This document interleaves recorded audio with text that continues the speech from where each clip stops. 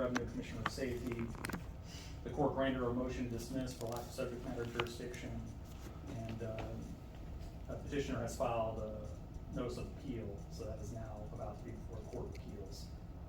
Again, our motion to dismiss was based on the UAPA is the proper matter to handle this. Not just filing lawsuits all over the place under all sorts of different statutes saying that he has a right to be heard. Yes, he complies with the UAPA, which is what has happened here. And in those cases, he talks about his costs that he's incurred for all of his work in the administrative proceedings. The same administrative proceedings underlying this one, about the Honda Odyssey registration. And that's where he has put forth this figure of $370,000. And we just wanted to make sure, we noticed that he didn't include that in this petition for judicial review. He just talks about how he wants his attorney's fees and expenses and legal costs. What we wanted to point out to the court is, well, he thinks those costs are $370,000, and we think that does relate to this idea that he thinks he's entitled to that many in fees. Well, then he can go ahead and get car insurance. That's one way to address this whole issue of trying to make sure that to seek this temporary injunction during the pendency of his matter is that he could go and get the insurance during that pendency, since he thinks he's entitled to such a great amount of attorney's fees and expenses. And also just all the amounts that he spent in filing all these different lawsuits that could have gone to addressing his concern in this temporary injunction motion. So we've already spelled out all of the authority of the department to hold these hearings, hold the administrative hearing, have it come up on review. Again, we'll just remind the court that he acknowledges that the defined term, motor vehicle liability policy, or whatever that defined term is not in the Atwood law. He thinks that's not important. I think it is actually important, because if the legislature had wanted to tie the Atwood law to certified policies, certainly had the ability to do so by using that defined term. Petitioner admits that that defined term is not used in the Atwood law. But we go a step further to point out that the Atwood law expressly states that the Department of Revenue can accept proof of financial responsibility in a form approved by the Department of Revenue. So it's not just that that defined term isn't in the Atwood law.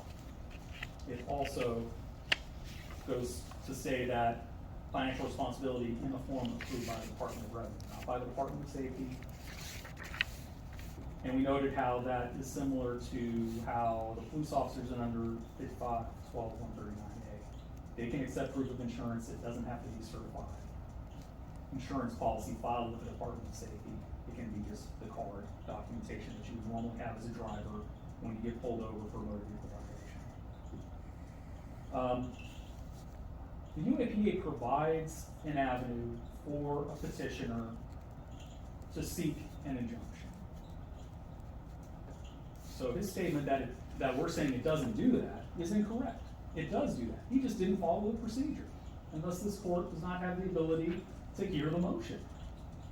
Again, we'll point to 4-5-322. Well, C is for the enforcement of stay.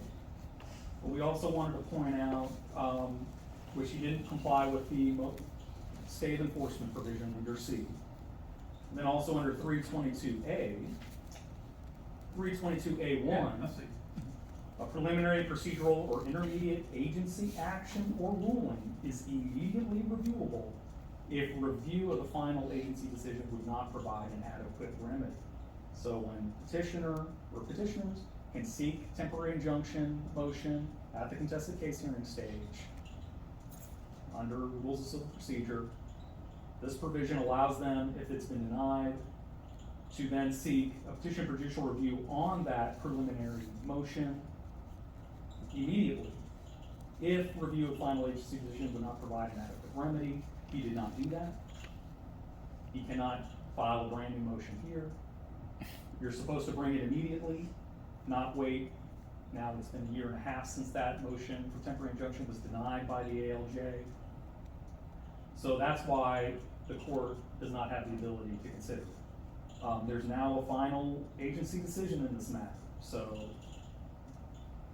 once there's a final agency decision, then we go to motion to stay enforcement of that decision, which he also did not comply with under C, 322C. He says, well, if I buy insurance, that'll moot this matter completely. No, there are judicial doctrines to address mootness, to address his concern. And so he could get that insurance, and then under judicial doctrines to address mootness for someone who's trying to make sure that their case isn't moot while they try to address a certain issue that they're concerned about, that they don't want to wait for the case to resolve. And we also want to point out that, you know, the petitioner talks about, oh, it's been 2 years my case has been down with the Department of Revenue. The court looks at the administrative record and looks at the ALJ's decision. We have a pro se petitioner who files many, many motions, makes a lot of motions, has difficulties trying to perform discovery, even though this case really is a legal matter, a legal statute interpretation. That causes the matter to end up being 2 years. The ALJ tries to give the pro se petitioner the breadth to try to do what the petitioner wants to do, to file all the motions he wants to file, and then to rule on those motions. And you end up with a case that lasts 2 years at the administrative level, because that's what the petitioner essentially caused to happen. And so that's why it's been a delay to get here. And so, based on our argument and on this rebuttal, we ask for this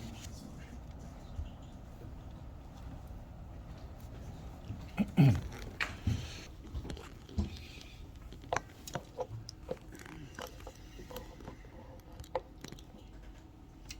The commissioner wants you to be scandalized by the fact that I don't have an attorney, can't afford an attorney, and I'm doing my own legal work. He's a pro se petitioner, and therefore we know that pro se people don't know what they're doing, and they just file motions left and right. Well, the record, if you have the time to look into it, there's nothing frivolous about it.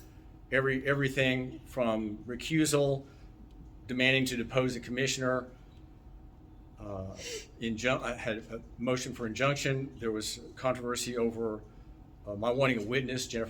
Ended up with Jennifer Landfair. Those are all proper motions that I had a right to pursue, and certainly Mr. Buchanan was gracious to deal with me.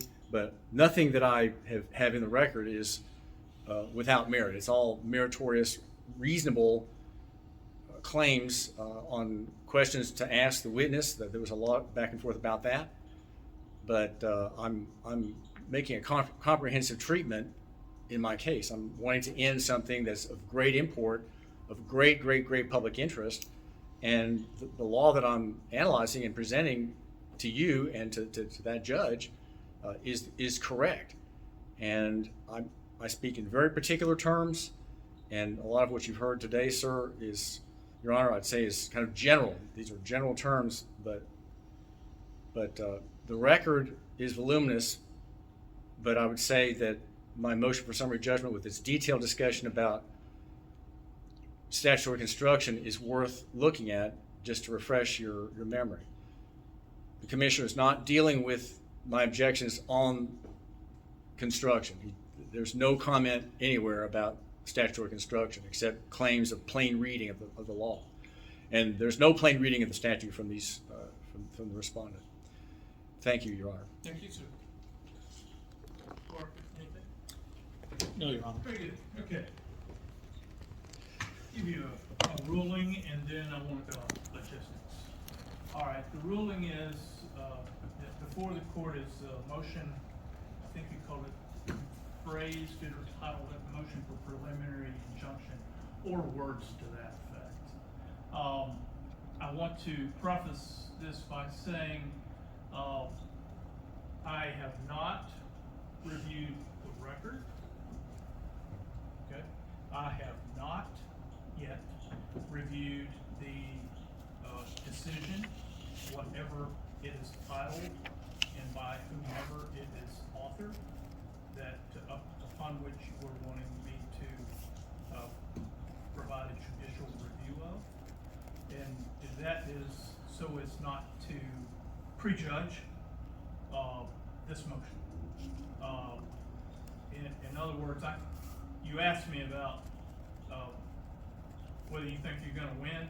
Well, I haven't read what I need to read yet to tell you if you're gonna win or not, and with good reason, so as to remain even, and not to be persuaded by what someone else has written or what is in the record. I know enough about how to read statutes, and I know enough about how to read briefs, and I know enough about how to receive argument to where I can go through the injunction analysis without having to review the entire record, which is typical. Whenever we have a temporary restraining order motion or a preliminary injunction motion, almost by definition, the case is nowhere near ready for trial, okay? So, of course, there's a lot of unknowns at that point, and that doesn't stop judges from exercising properly that function of either providing or not providing injunctive relief. So there's nothing wrong with what I've done, and I would say it's the right way to do it. Now, the ruling is that this court finds that the relief requested in the form that it is requested is, if not synonymous, close to synonymous with a stay. It may not be exactly the same thing, but it is close enough in this court's opinion that the motion for preliminary injunction would fall under Tennessee Code annotated section 4-5-322 subparagraph or paragraph C. In particular, the clause of the last sentence, which reads, "Nor shall a reviewing court consider a stay unless the petitioner has previously sought a stay from the agency or demonstrates that an agency ruling on a stay application cannot be obtained within a reasonable time." I find that constrains and forecloses my ability at this point in time to provide a preliminary injunction or temporary injunction, or however you want to phrase it. Now, having said that, I want to be careful to add that this is not the end. This is just one ruling. It is a ruling that is preliminary, using Mr. Tellis's word preliminary, and things could change depending on what I read and what you all argue and the briefs you all provide me. So Mr. Tellis is still very much inside this court with his case intact and live. So now let me tell you what I'm not telling you that this is required, because I don't want to force any requirements that are not in the statute. I don't want to force any requirements that are not in case law. But if you want to be helpful, let me tell you what would be helpful to me. If you wouldn't mind, Mr. Tellis, do you have access to the Tennessee Code? Yes, sir, and Westlaw at the Very public good. library. You've got them both. Okay, that's Yes, great.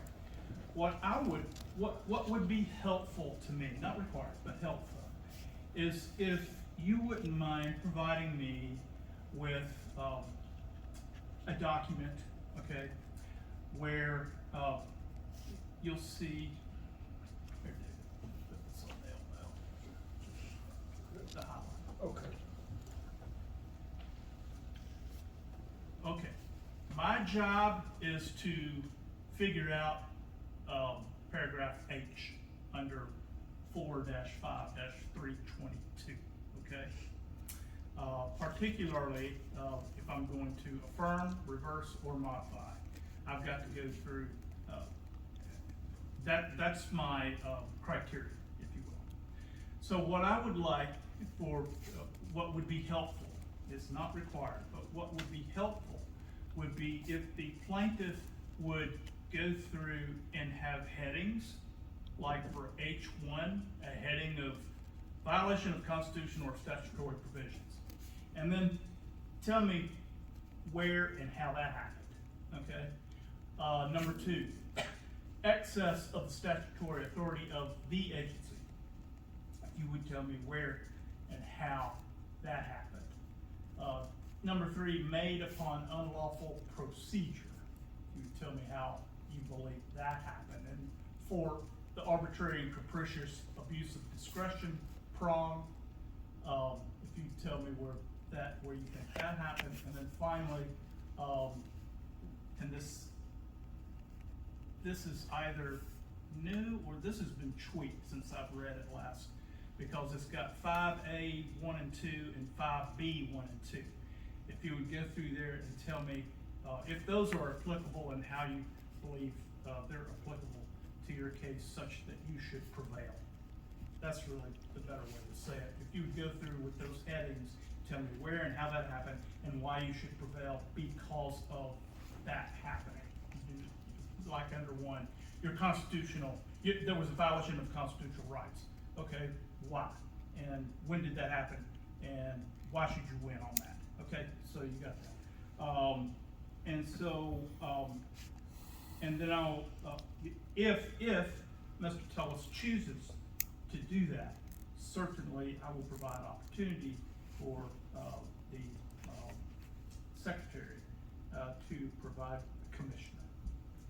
The commissioner of revenue could provide me a response to whatever Mr. Tullis files, okay? And sorry to put you on the spot, Mr. Tullis, can you tell us, are you leaning in favor or against to doing this document? Oh, I'm honored that you requested, sir. I'll be glad to draft it. Okay, great. Sounds like he's going to do that. So if you choose finally to do that, how much time would you like, sir? Maybe 14 days, sir? Absolutely. That's reasonable. Thank you. Yes. And then would you like 14 days thereafter, Mr. Barker, to respond? Up to 14 days. Yes, Your Honor. I guess to make sure I understand the court's request, is this almost like asking the petitioner to provide, I guess, some sort of very specific complaint, and then we would provide an answer? Sure. Versus actually filing briefs on the actual arguing the issue? Right. Excellent. Thank you. Sort of a concise, here's why I should win, here's what happened, how I was aggrieved, and why I should, under the paragraph H, here's where it fits, what happened to me in front of the agency, and why I should win. And then you get an opportunity to say, no, that's not true at all. Here's why you should not win under H1, whatever. Your Honor, we would request, based on the voluminous filings that petitioner has made in all 3 of these cases, that there be some sort of page limit on this. Okay. What page limit would you like, sir? Well, Including, not attaching a bunch of exhibits that then incorporate other filings that, just trying to. 1 second.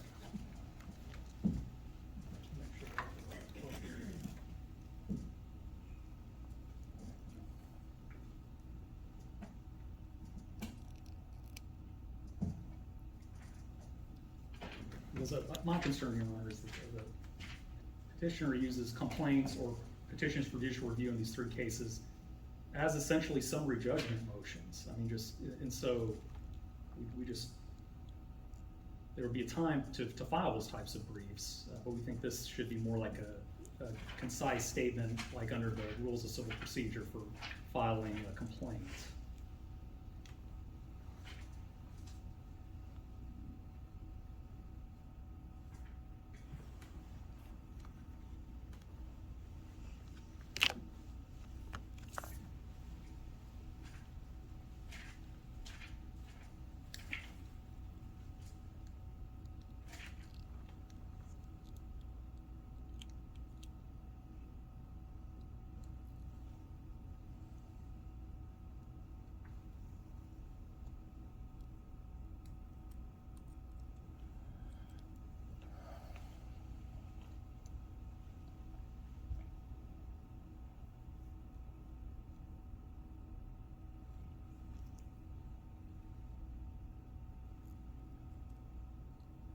Well, it used to be that there were page limitations in appellate briefs. They have now changed that to word limitations. So Oh, I okay. don't know. If they have 15,000 words, I have no idea how many pages that would be. That's about I mean, at 50 least- pages, 12 What? points. Sorry, so what? I don't want 50. No. I know I don't want that. Let's stick with pages. Can you do it in 8? Yes, sir, sure. 8 pages, okay? And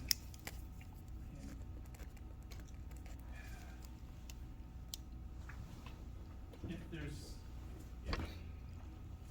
you can always refer me to places in the record rather than attaching exhibits. Okay, so let's do that.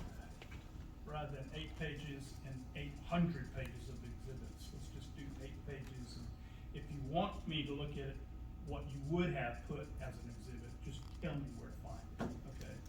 And then, 8-page response? Yes, Your Honor. Okay, all right. Reasonable request, yes, sir? What size type? Now that, we can look at the trap for that. Tennessee Rules of Appellate Procedure 30E, I believe. And, that should be on Westlaw as well, sir. Yes, sir. 30E, let's get to it. You're probably familiar with it already. 30E, paper